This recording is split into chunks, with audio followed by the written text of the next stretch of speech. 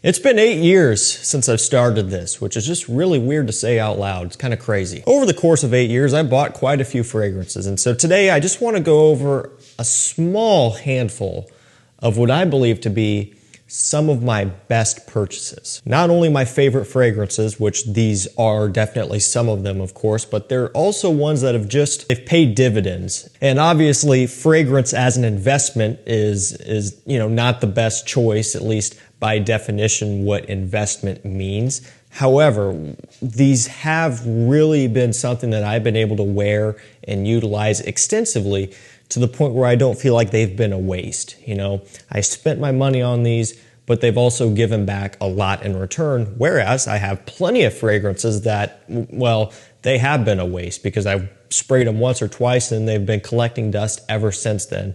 That's not the case and won't be the case with any of these. This first one is Invictus Aqua 2024. Now, just to kind of, clarify things, I'm really referencing starting all the way back to the 2016 version, okay, which looks like this, okay? That frosted glass Invictus Aqua. I got it back pretty much when it first came out. I started in 2017 is when I started collecting, and I think I ended up getting Invictus Aqua 2016 somewhere towards the end of 2017. So I didn't get it right when it was launched because I wasn't officially, collecting just yet. But I did get it pretty early on. I had it long enough to start enjoying it, and then not too long after they decided to discontinue it, which gave me a little bit of time to scramble and at least scoop up a couple of backup bottles, of which I still have. But Invictus Aqua, it became an instant hit for me. It became one of my favorite summer fragrances that I wore extensively, and anybody who's been around the channel for any period of time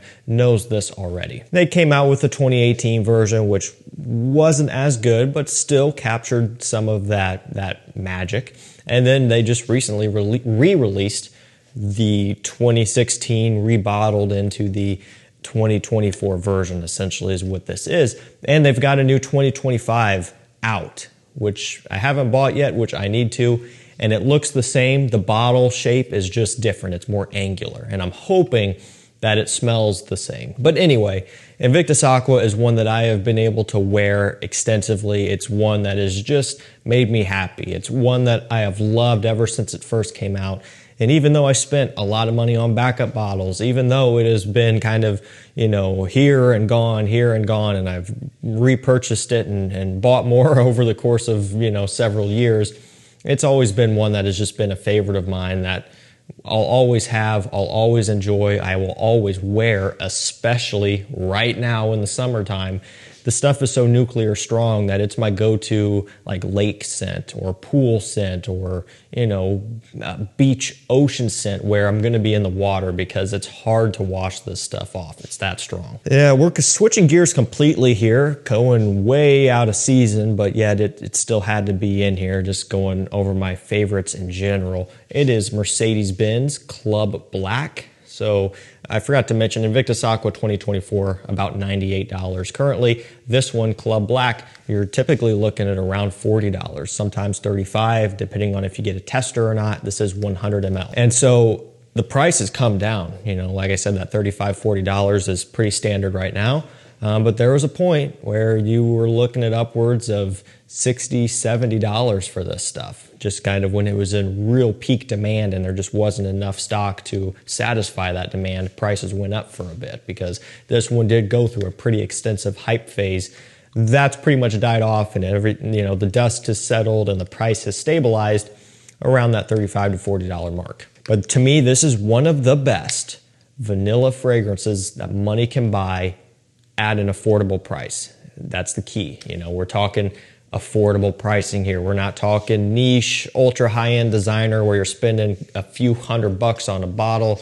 Not the case with this. I think for the money, this offers incredible value. It has that vanilla, it has the benzoin, it has this real nice bright ambroxan off the opening. It's not for everybody. Again, very sweet vanilla. Not everybody wants that. This doesn't have your usual cologne masculine smell to it. You know, this really could be a unisex fragrance, even though it's marketed for men, at least I believe. But it could easily be unisex. I mean, anybody who likes how this smells could pull it off, in my opinion. So it could go any way. And I think that it could also go any way as far as age, you know, whether you're younger and you like it, you're older.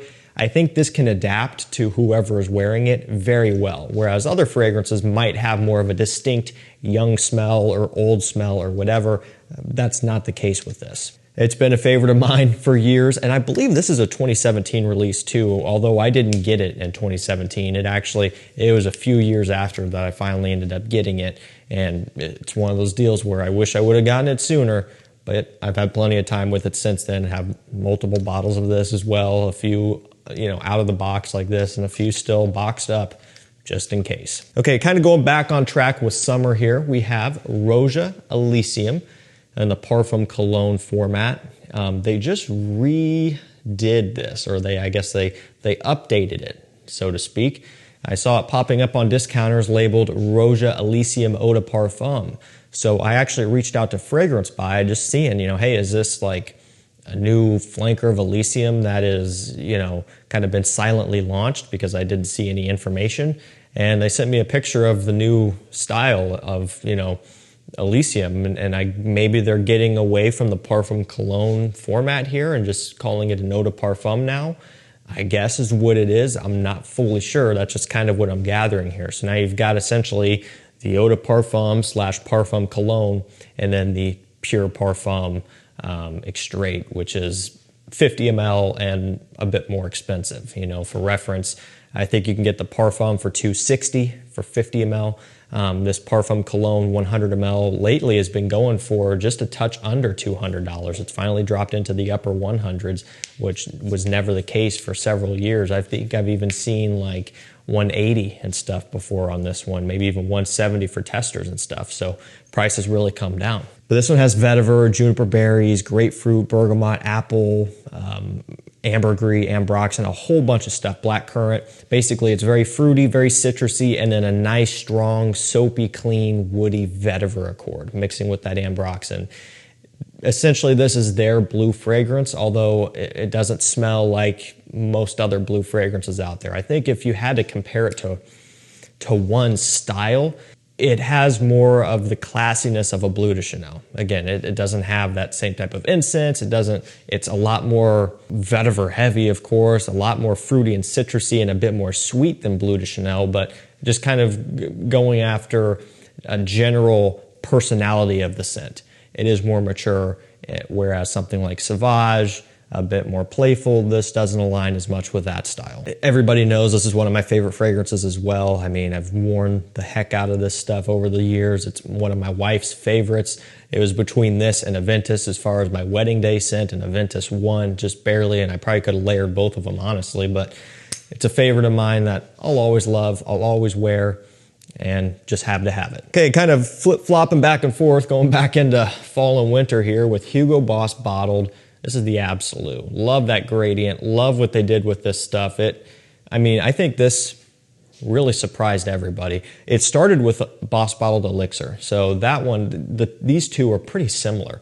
But Boss Bottled Elixir came out, got pretty popular pretty quickly, just given the fact that, hey, it's actually pretty unique. And everybody was kind of thinking, you know, can they do anything better than this? Well, not after that, not long after that. I think the next year it came out with Bottled Absolute, and they were able to create something better, at least in my opinion. Now, that's subjective. I've heard plenty of people say they prefer Elixir because it's not quite as sweet, not quite as heavy. And that's a perfectly fair analysis, and that definitely makes sense. So it just depends on what you like.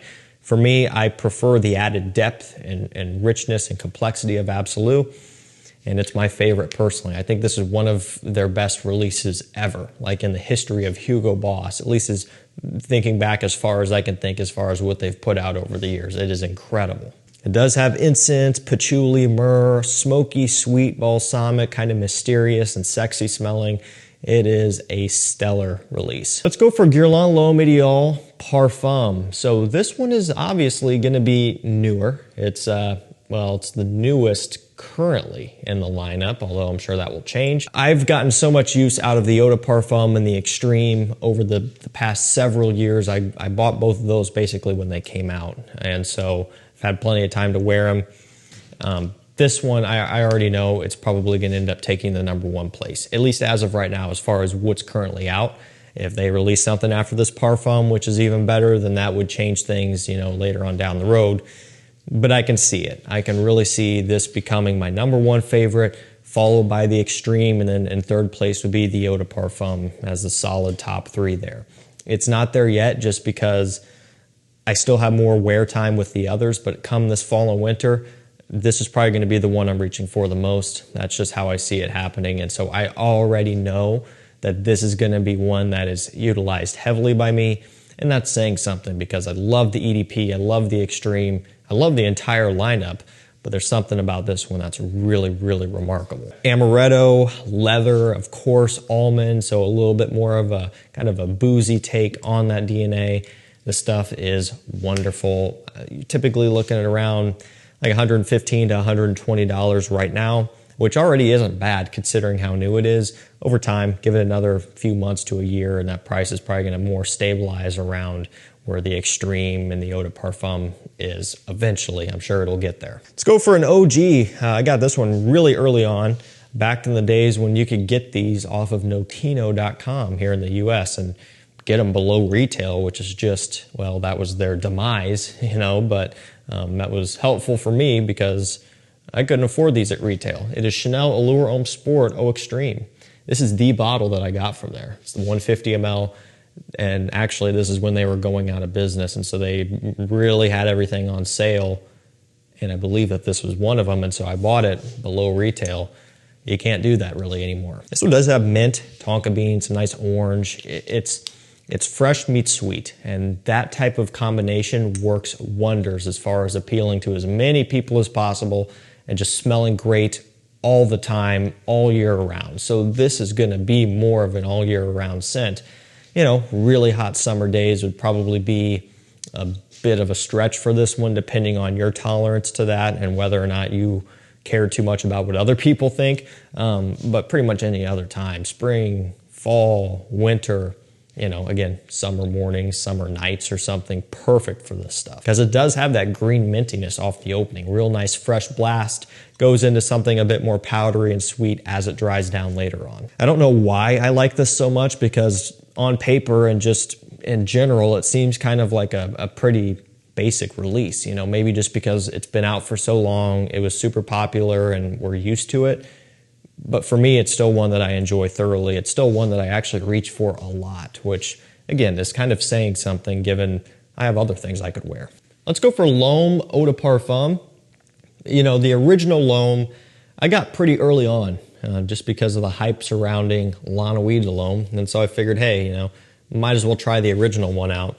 And I did, and I loved it pretty much instantly. Now, over the course of several years, I was collecting a lot of the others in the L'Homme line, whether they were discontinued or not. I was kind of picking them up. And then finally, they released just a regular standalone Odaparfam. Of course, I had to get this one. It has a nice oak accord, does have some of that bitter orange in here. Ultimately, to me, the easiest way to describe it is it's a nighttime, sweeter version of the fresh daytime L'Homme. I think the original is perfect for daily workwear, school, whatever, just day-to-day activities. But you could layer this one right over top and you've got kind of a warmer, sweeter, slightly spicy variant that is more conducive for a night out. And again, given that they're kind of interchangeable, it layers perfectly over top and it works really well. And that's what I love about flankers when you can do stuff like that. And finally, we'll finish things off with Acqua di Gio Parfum, formerly Profumo, kind of like I was talking about in the very beginning with Invictus Aqua 2024. Started off as 2016, and that's what this is. It started off with Acqua di Gio Profumo. It's in the running for one of my most worn fragrances ever. Like as far as how much I have physically worn, it's going to be that. It's going to be Invictus, Elysium, and so on, but it's definitely up there. Obviously now it's essentially just rebranded, rebottled as Aqua de Joe Parfum, but they're very, very similar. Most people won't be able to tell them apart. I think at this point it would even be a little bit tough for me to tell them apart. The thing that is most different is the opening. Profumo has this grassy green opening, which is kind of hit or miss for people.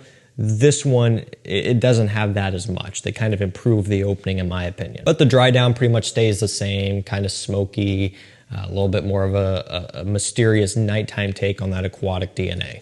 Alrighty guys, that's gonna do it for me. Some of my most beloved, my most worn, some of my favorite fragrances that I've collected and purchased over the years.